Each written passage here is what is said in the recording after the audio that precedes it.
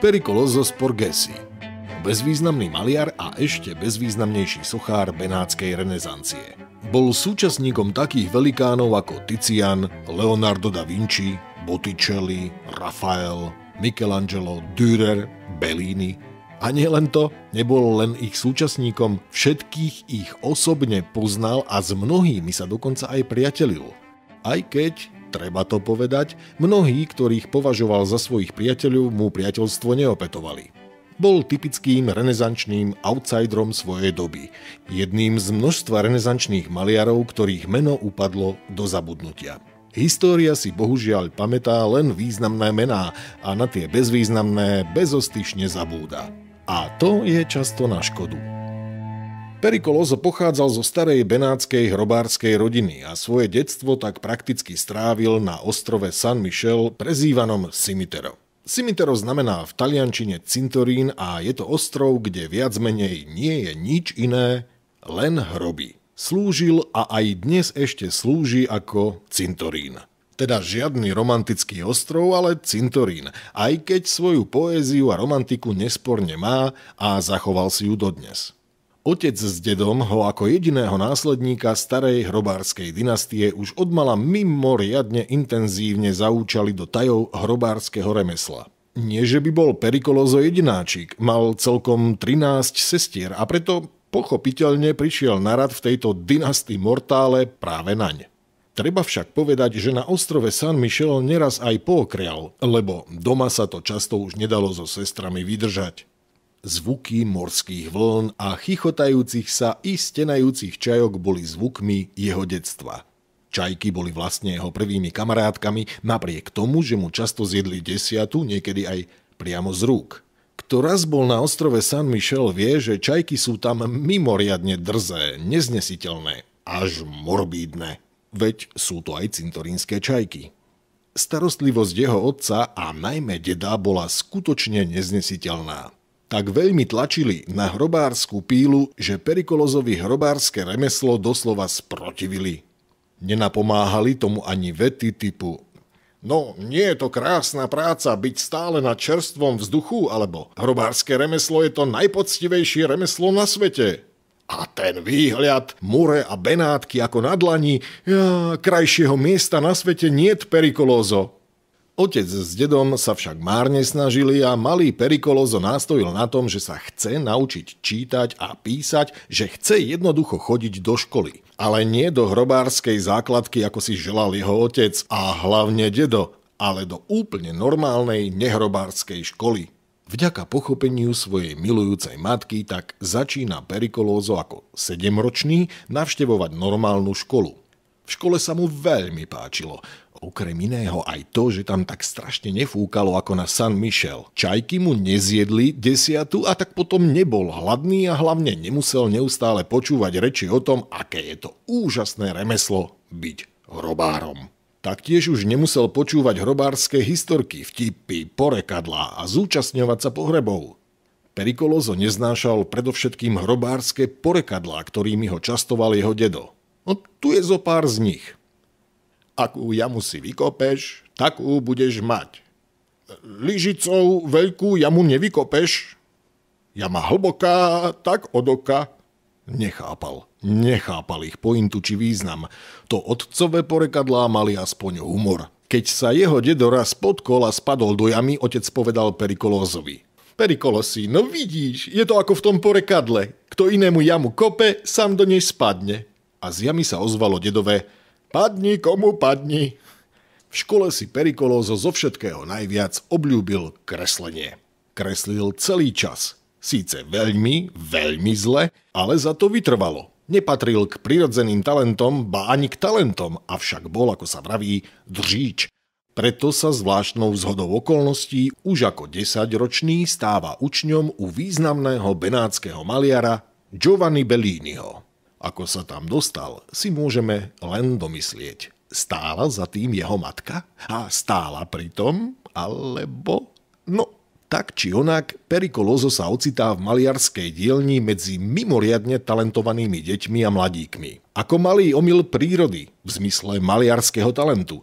Outsider od začiatku a na pohľadanie, ale s pevnou vôľou vydržať a priučiť sa maliarskému remeslu. Medzi jeho spolužiakov patril i sám veľký Tician, teda vtedy ešte malý, a taktiež Giorgione. Tician a Giorgione sa narodili v tom istom roku ako Pericoloso, v roku 1477. Títo traja 10-roční chlapci, keďže patrili k najmladším v Belliniho dielni, vytvorili trio, ako sa patrí. Bola to ukážka princípu Yin a Yang ako vyšitá. Tician a Giorgione ako obrovské talenty, zruční kresliari a Pericoloso dříč bez akéhokoľvek talentu a mizerný kresliar. Yin a Yang pravdepodobne neboli až tak v rovnováhe, lebo skôr v tomto triu bolo vlastne 2:1 pre talentovaných. Jednému talentu však vládol malý Pericoloso majstrovský. Bol neuveriteľne milý a úslužný. Majster Bellini si ho hneď obľúbil a Pericoloso sa stal takým dielňovým maskotom, podajtom a prinestom.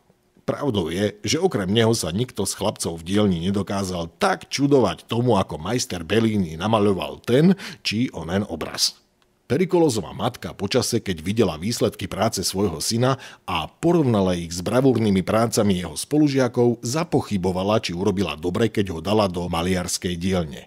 Malý Pericoloso jedného dňa cez dvere nechtiac započul rozhovor svojej matky s majstrom Bellinim, ktorému úplne nerozumel a vôbec nechápal, prečo jeho matka na konci rozhovoru neustále opakuje takým divným tónom áno, áno, áno.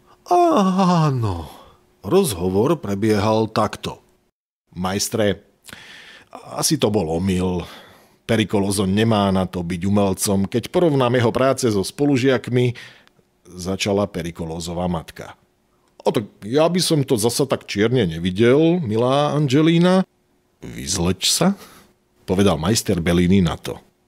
Dobre, ale bude sa tu len trápiť, s obavou povedala Pericolosova matka. Nebude, jemu je tu dobré, aj tebe bude dobré, kontroval majster Bellini. Ale môže ho to nejako poznačiť, nemyslíte? Nemyslím, odkrvil sa mi mozog, už nemyslím. A mám ho tu teda nechať? No nechaj ho, tam je mu tam dobré. Veľmi dobré. Áno. Malý Pericoloso pochopiteľne nerozumel, že rozhovor začal ako rozhovor medzi 4 očami a skončil ako rozhovor medzi 4 stehnami. Nechápal, prečo majster vravel, nech sa vyzlečie a to áno na konci znelo akosi zvláštne. Trochu sa aj obával, či majster Bellini neurobí jeho matke niečo zlé, netušiac, že jej robil vlastne veľmi dobre. To, že Pericoloso zostal v Belliniho dielni, malo však viacero dôvodov. Pericolosova matka bola mimoriadne krásna žena s tvárou i telom bohyne, za ktorou sa všetci v Benátkach obzerali a pritom nechápali, ako len môže mať hrobár takú ženu. Okrem toho, že majster Bellini bol záletníkom na pohľadanie, mimoriadne ho vzrušovalo obcovať s hrobárovou ženou. A treba dodať, že sa nerozpakoval brať od jeho matky okrem sexuálnych naturálií dvojnásobné školné než od iných talentovaných žiakov. Keby Pericolosov otec vedel, akú sumu platí každý mesiac jeho žena za štúdium jeho syna a aké bonusy k tomu ešte pridáva, určite by rovno vlastnoručne padol do vlastnoručne vykopanej jamy a už by vlastnoručne nevstal. Čo by však matka nespravila pre svojho jediného syna? A keď to často bolo aj príjemné. A vlastne tam bol aj ďalší dôležitý dôvod. Majster Giovanni Bellini sa až po smrti svojej matky dozvedel, že je nemanželským synom, keďže ho nezahrnula do svojho závetu, teda dedičstva. Potvrdilo sa tak to, čo si od narodenia pošuškávalo okolie a čo neskôr začal tušiť aj on. Určité obdobie si myslel, že jeho otec nie je jeho otcom a potom zasa neskôr, že jeho matka nie je jeho matkou.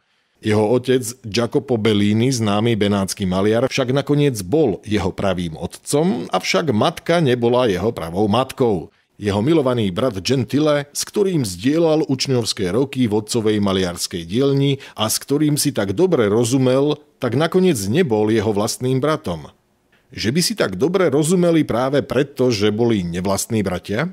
Giovanni sa teda úplne potatil. Zdedil po ňom maliarský i promiskuitný talent. A tu sa dostávame k jadru veci a k tomu, že otcom Pericolosa z Porgesiho bol práve on, Giovanni Bellini.